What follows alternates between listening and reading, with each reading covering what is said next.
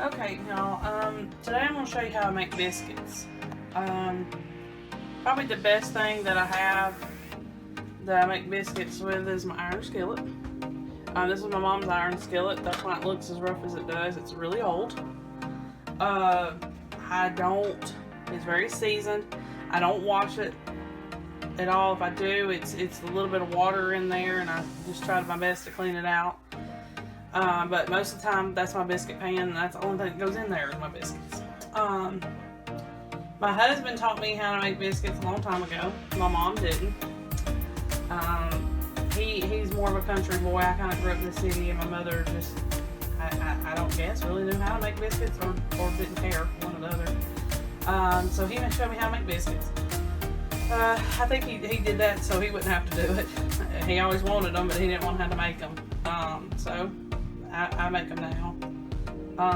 I started out with, I believe, white lily flour. But I found that the Walmart brand self-rising flour is just as good, if not better. We actually like the texture a lot better than the other, and it's cheaper, so that's good. And we use butter flavored Crisco. I try to give it a little bit of a butter flavored taste. Crisco, regular plain Crisco is what we always put in it before, but instead of having to buy two different types of Crisco because I use the butter flavor for so many things, I just started using that, and it tastes just as good, if not better. The first thing you need to do is preheat your oven to about 425. A lot of recipes will tell you 500. I used to do that and ended up with hockey pucks, so that's not a good idea.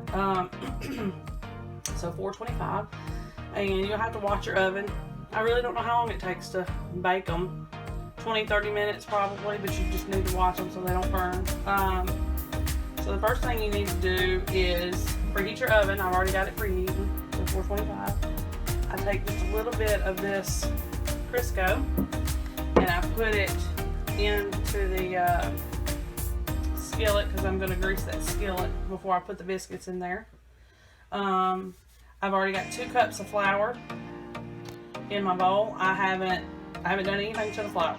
It's not sifted or anything.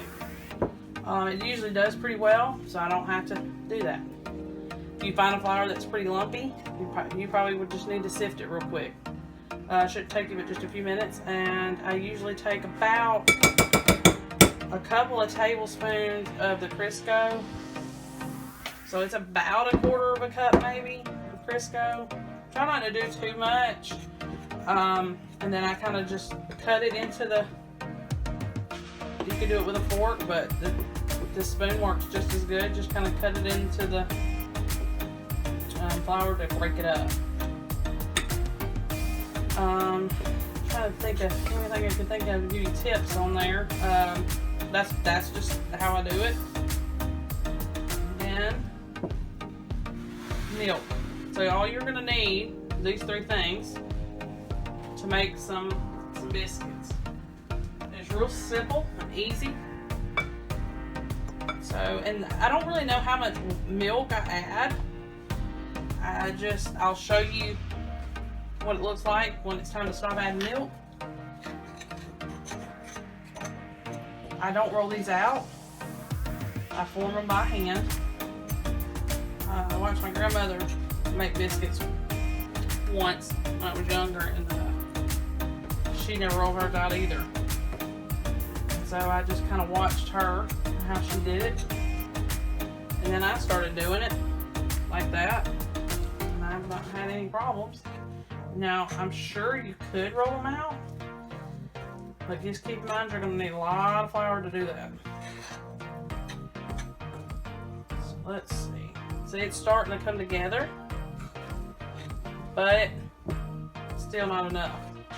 Add a little bit more milk. Now this time we're just adding a little bit of milk at a time until we get the consistency we want. We're almost there.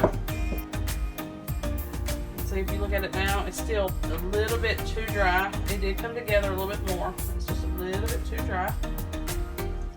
So I just put a little bit more milk in there. Maybe a teaspoon. Okay. So this is what you want. I have done it to where it was too wet, and that's okay. You just have to add a little bit extra flour to help soak it up. But you want it to look like a sticky dough. Okay, so let me get me a paper towel so I can finish greasing this pan. And we're ready to put the biscuits in the pan. So I just take a paper towel and I put it all around the pan. And since we don't wash this iron skillet, it actually helps keep it seasoned as well. So what you do now is you have got to keep your hands with flour on them. And then I also take the flour and I put it on the biscuit dough. So that the initial, me picking it up, messing with it, is not completely and utterly sticky. So let's get our spoon cleaned off here. So it should look like that. Okay. I'm gonna tell you, the more you work with the dough, the harder the biscuits are gonna be. They're gonna not rise as well. Stuff like that. So you'll have something edible, but the more you work with it, the more it's not gonna be as fluffy as you would like. So I just work with it just a little. And then I'm able to grab it now. It's still sticky. It's still got a little sticky to it. What I do is I pinch off about that much. Okay, I take some more flour, I sprinkle on it, that way it won't stick to my hands, and then I just form it to a biscuit, so it looks like a biscuit, or really just round flat dough. What we do is we just keep, so if it starts to get sticky again, put some more flour on it. Not tons, just a little bit, just dust it with flour. And just keep taking the ugly part of the biscuit and peeling it to the back until you get about like that. And there's your biscuit. And sprinkle some more flour. 5 times out of 10 on my flour cloth. Go ahead and put some more on my hands. And I start again. And you can make bigger biscuits. I typically do, especially when I'm getting in a hurry and I don't want to be here all day trying to do this. My pan doesn't fit but like 5 or 6 anyway. Sometimes 7, just depending on the size of the biscuit.